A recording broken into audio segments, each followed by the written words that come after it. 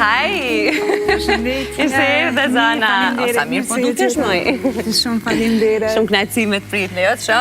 Sa bukur. Po shkëlqen. Hajde rahatohemi. Ulu, Zana, këtu është vendi për ty. Shumë faleminderit. Knajtësi si të kam. Mirje? Mirë, faleminderit. Si ke kështu ditët edhe më thuaj se zakonisht në ditët me shi, kjo duke të jetë një tipike pranverore sezon. A të ndikon t'ju shiu, sepse tek poetët thuhet që është një inspirim më tepër për të marrë letrën e lapsin. Po, është e vërtet, mua shiu me inspiron tepër shumë që me vazhdu me shkru poezi të cilat i boj zakonisht çdo ditë. Për pas shiut, Zana, a ke ndonjë periudhë të caktuar të ditës, pra duhet të jetë teri, duhet të jetë mëngjesi, duhet të jetë në perëndim, ku e di unë, si e ke? Mua zakonisht më pëlqejnë mëngjeset, jam një person që zgjohem herët dhe filloj ditën me plot aktivitete, kështu që mëngjesi është gjëja preferuar për mua. Okej, dhe nëse nuk do ishe zgju herët, vështirë se kishe nxënë gjitha ato punët e tua që ke, sepse e di që je shumë e shpërndar në për angazhimet e tua, sa atje sa këtu, po hajde mi trego të gjitha nga pak. Pra, ku e ke fokusin më të madh brenda ditës, në çka tjetër shkrihet koha jote, çfarë bën që të njohim pak edhe njerëzit? Po, më së pari ju falenderoj shumë për ftesën tuaj, është kënaqësi me të vërtetë e madhe që t'jem me ju.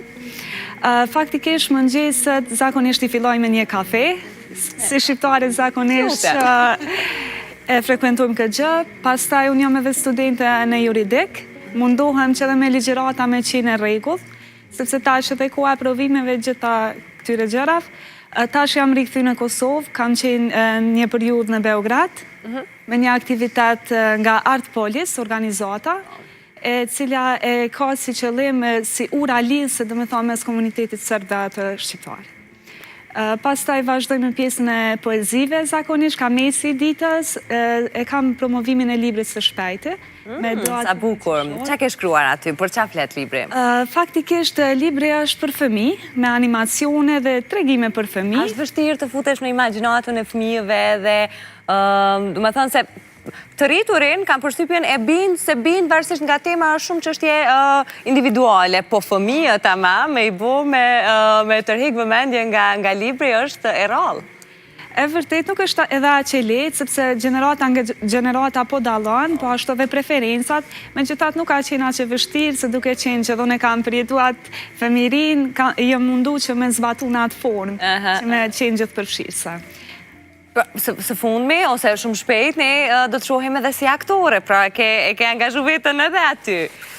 Po, ka qenë ëndra ime ka moqme që t'jem një aktore, prej e vogël kam qenë pjesë e teatrit në Mitrovic, kam luajtur shfaqje të thjeshta, por megjithatë me rëndësi. Tash, së fundmi, më ka ardhur oferta nga produksioni Promedia në Prizren, do jem pjesë e filmit I Varfri. I Varfri. Mund të zbulosh pak nga rolit, çka do të ketë, ose çka përfshin roli që ty të bëri të thuash po, pa hezitim, pra që e gjete vetën se mund ta bësh si rol? Faktikisht, kur me ka ardhur oferta dhe shpërmendur kontrata, kam pasur dëshirë me pas skenarin fillimisht çka përmban, se normalisht si çdo femër edhe unë kam disa barjera që nuk kam dëshirë me te I kalu, pa marrë parasysh që ka qenë ëndra ime. Megjithatë, në momentin që kam pas skenarin, jam plotsu në atë aspektin që më përshtatet mua, dhe në atë moment e kam nënshkru kontratën, vetëm një herë kam lexu çfarë përfshin, edhe kjo ka qenë e tëra. Bukur, pra ky do të jetë angazhimi që besoj do të marrë më tepër kohë, sepse do ato punët e veta, provat, xhirimet që uroj shumë të dalin ashtu siç do ti, edhe që kjo ëndra të quhet deri në fund dhe të mos jetë I vetmi, por edhe shumë tjera. Normalisht. Po. Krejt që duhet thjesht me pas vullnet për punën, edhe me pas punën që te dëshiron. A ke mendu, ose a të bën të friksohesh nëse shpërndahesh shumë, mos ndonjëra prej punëve, si për shembull kjo aktrimit, të merr pak energji nga poezia, çka nëse nuk arri të shkruaj më shumë? Faktikisht, kur zgjohem në mëngjes se krijoj një agjendë të ditës. Edhe në momentin kur e kam marrë vendimin që të vazhdoj si aktore, I kam mendu paraprakisht gjitha gjanat që mundet me met pak pjesa e poezisë, megjithatë po mjafton koha që mu angazhu. Krejt që duhet prej një personi thjesht me dash punën, dhe me pas vullnet për punën që e bën, sepse koha gjendet. E vërtet. Ani pse janë të ndryshme nga jo studimeve dhe pasionet e tua? E sheh veten si juriste në të ardhmen? Më shumë se nga kjo pjesa e artit? Besoj që ja kisha arrit edhe në atë fush, dhe më thonë, po me gjithat unë jam person që e du artin, e dashuroj artin faktikisht dhe gjithmonë e kam pas pasion, por edhe si juriste e shoh vetëm. Pse jo? Thjesht punoj dhe ja arri. E vërtet. Dhe në fakt shumë prej, sepse je re në mosh dhe shumë prej bashkëmoshatarëve tu ndoshta nuk do ta kishin këtë guximin ose këtë mendësinë që mundesh me arrit të gjitha. Në fakt ka shumë bashkëmoshatarë tu që ndoshta për momentin e kanë hallin si mja bë me uzgju me shku deri në shkollë, lërë me i marrë gjitha këtu angazhimet. Keti diskutimet tilla me bashkëmoshatarët, mundohesh me i fut në këtë botën tënde, me i marrë gjanat me plan edhe me qenë sa ma shumë të angazhum? Faktikisht, ju atë shumë, për arsye se unë prej e vogël kam qenë pasionante. Asnjëherë s'mu kam mjaftu puna që e kam bërë, gjithmonë kam kërku më shumë prej vetës. Momentin që diskutoj me bashkëmoshatarët, këshilla ime është shijojni kohën. Se unë mendoj që për shkak angazhimeve të shumta, ndoshta atë pjesën rinore ose feminore për që ende, nuk e kam shiju maksimalisht. Se gjithmonë kam pas dëshirë me kriju një karrierë para se me shiju ato momentet e rinis, thjesht ka qenë mendim jam i personal. Mirë po, se cili që dëshiran me umerë me donjerin prej arteve që unë i bëj, gjithmonë e inkurajroj në një formë ose tjetrën që me fillu. Pa dështu, pa rapusht, kur nuk mundesh me ungrit, nuk mundesh me... Ajo është pjesa më e bukur, kur e mëson që ndodhe dhe kështu edhe merr masa për me u përmirësu, me u bë më mirë. Ma përmendë fëmirin, si ka qenë ajo? Çka kujton nga zana e vogël? Ke qenë kështu zëshkane gjithmonë? Jo, kanë qenë brune, me thonë drejtën, po ka qenë preferencë e amja që më shëndruna. Të shkon shumë, sa që mendova që natyrale i ke. Shumë faleminderit. Çka kujton nga fëmijëria jote zanë? Zakonisht kam dëshirë mi kujtu vetëm momentet e bukura, se cili njeri kemi momentet e bukura dhe ato që ndoshta kemi dash me i harru. Faktikisht e kam pas një fëmijëri të mirë, mund ta quaj në atë formë, sepse unë jam mirënjohuse për çdo gjë që kam kalu, edhe falimnderuese e madhe. Faktikisht, kur më ka ndru jetë babaj adoptues, ka qenë momenti ma i rënd që mundet një fëmijë me përjetu në atë moshë. Kam qenë 6 vjeqare. 6 vjeqare. Po, kam qenë 6 vjeqare dhe ka qenë në prezencën tam, kur ai ka ndru jetë.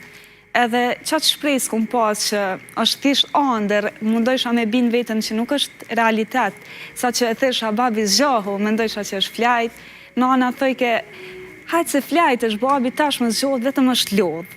Dhe më thonë qatë që kisha shpresë që po i hapë sytë. Po me gjithat e kuptova që vdekja është e pashmangshme.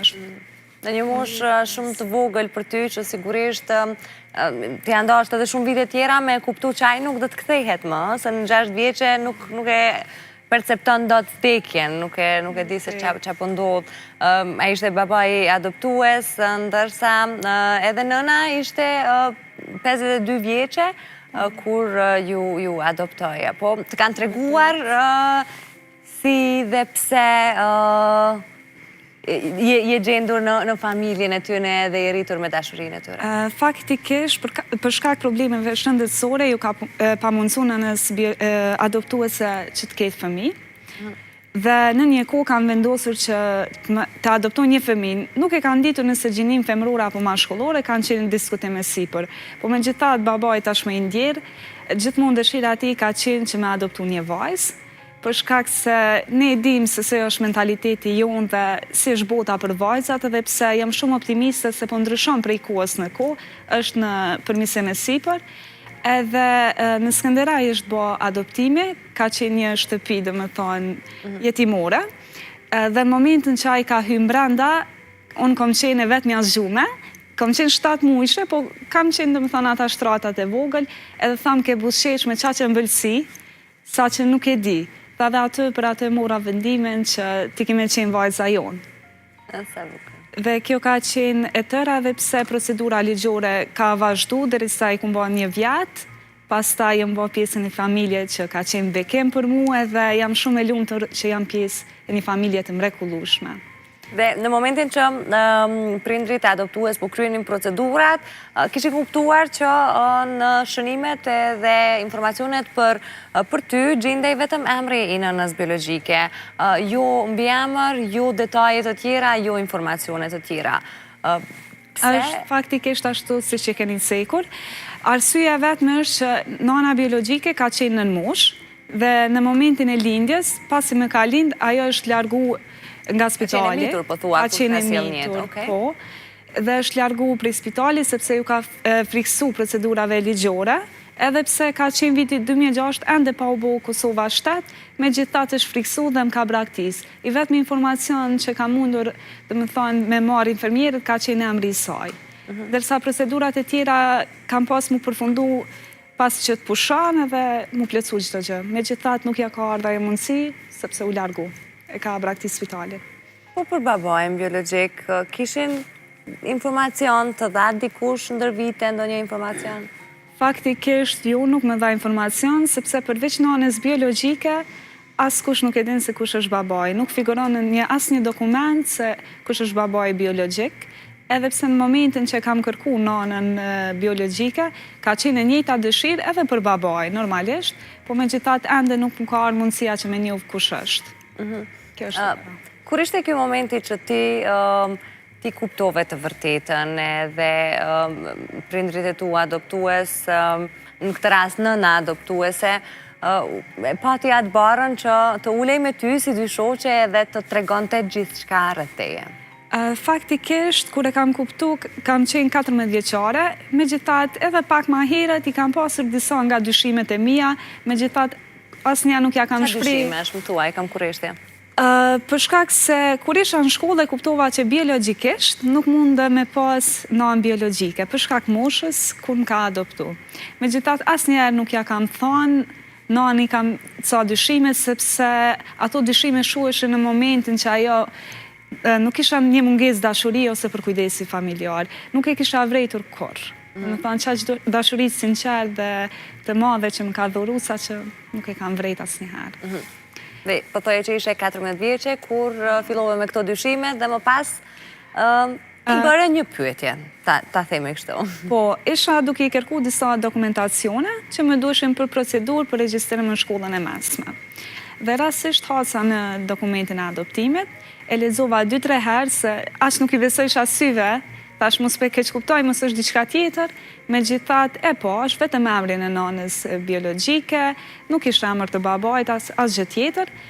Edhe i mlodha forcat e mia se nuk ka qenë as e lehtë as për mua në ato momente që me perceptua atë realitet. Faktikisht isha shumë konfuze. Më duke që kisha jetu një realitet tjetër. Disi më duke jo reale. Por e kam pranu, çfarë do që ka qenë e vërteta, e kam pranu. Pse jo? Është gjë normale, mundet mi ndodhë gjithë së cilet, ka qenë bekim për mu me qenë në atë familje, dhe në atë moment, unë thash qetësohem vetë, jam mirë, edhe mami është duke i bërë punë të shtëpisë, si gjitha nanat, edhe i thash, a ka mundësi pak me bisedu, edhe pse ajo faktikisht ja kish marrë mendja që unë muna me hasë në dokument, edhe ulla me të, edhe i thash, a ka mundësi që më tregu çka ka ndodhë me prindrit e mi biologjik, pse me kam braktis, a ki informacion. Ajo faktikisht u emocionu tepër, mas parin për qafaj. Ta zona ti e kuptove të vërtetën, po mos harro që ne duam shumë, asnjëherë, do të thonë, dashuria nuk është vetëm gjako, është ajo shpirtërorja. Edhe asnjëherë nuk të kam di që nuk të kam vajzë biologjike, sepse qëllimi im ka qenë ti e vajza me zamrës. Dhe nuk ishtë një përgjigje për pyetjen që ja shtrova. Tha nuk e di, sepse nuk na kanë jep informacione. Thjesht e dinte që procedura ka përfundu në Skënderaj.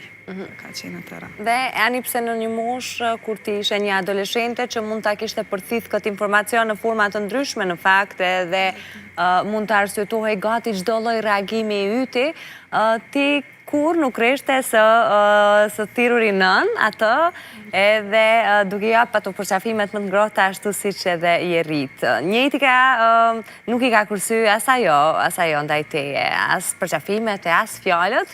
Bile kur jam të fjalët, publikisht, ka dashur t'i nis disa fjalë sepse kam përshtypjen që kam mësuar shumë nga ti në mënyra se si shkruan, edhe nëse më lejon, unë kam një letër nga jo, që dua ti të ma lexosh në publik, nëse nuk e ke problem, të lutem. Kjo ishte surprizë. E pra, u munduam edhe ne, po është e bukur, është nga këtu të bukrat.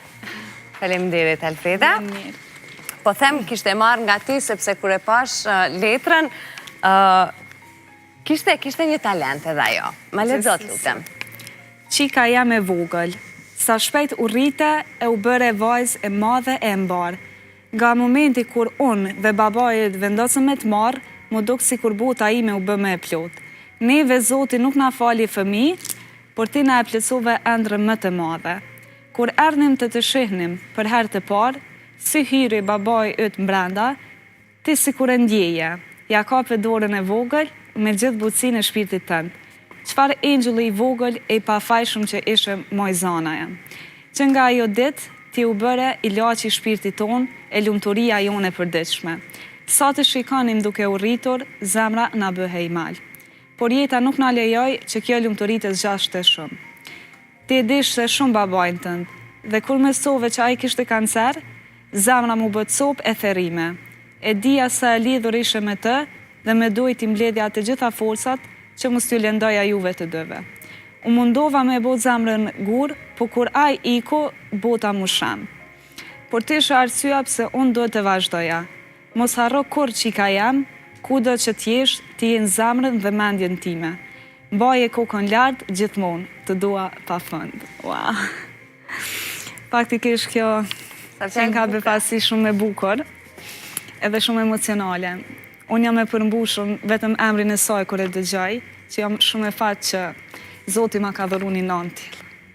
Jam falimderuese në çdo moment. E shese dhe nuk shkruan veç ti, a? E vërtet, Ka që bukur. më shumë talent në na ime se unë, wow. Cilën dua ta falenderoj shumë për bashkëpunimin edhe që ishte e gatshme ti dërgonte publikisht këto fjalë, sepse sigurisht ndjeu nevojën që ti duhet i dëgjosh këto edhe në prezencë të kamerave. Faktikisht nëna ime gjithmonë është krenare me mu, po thjesht nuk e shpreh tek unë. Po të tjerët i bëhet zemra mal kur dëgjon fjalë pozitive për vajzën e saj. Edhe ky ka qenë synimi im i vetëm, që me bëhen anën krenare. Dhe sot ajo ti tha publikisht dhe jam e bindur që ajo është krenare më shumë se asnjëherë tjetër me vajzën që ka rritur. Shpresoj shumë dhe shpresoj që gjitha arritjet doja dedikoj asaj dhe babaj tim të ndjer tashmë 13 vite, e cili mungon çdo ditë më shumë. Unë mendoj ajo shpreha që thonë koha shëron plagët, faktikisht nuk i shëron, po thjesht i lën pak në harres, megjithatë ato nuk kalojnë kurrë. Është e vështirë, sidomos me babajnë, dikë që të kishte kap dorën për herë të parë, ashtu si që e sfjegoj edhe nëna përmes fjalëve të saj. Gjatë gjithë këtyre viteve, Zana, sigurisht rritur në një shoqëri si kjo e jona, mund t'jesh gjendur edhe përmes duarve të forta që të kanë përkra edhe të kanë ngrej lartë momente kur nuk je ndje mirë, po si që dim, është fare lehtë e mundur që t'jesh gjendur edhe në situata të palakmueshme. Je ndjerë ndonjëherë lënduar ose jo e mirëpritur, jo e pranuar nga shoqëria jonë?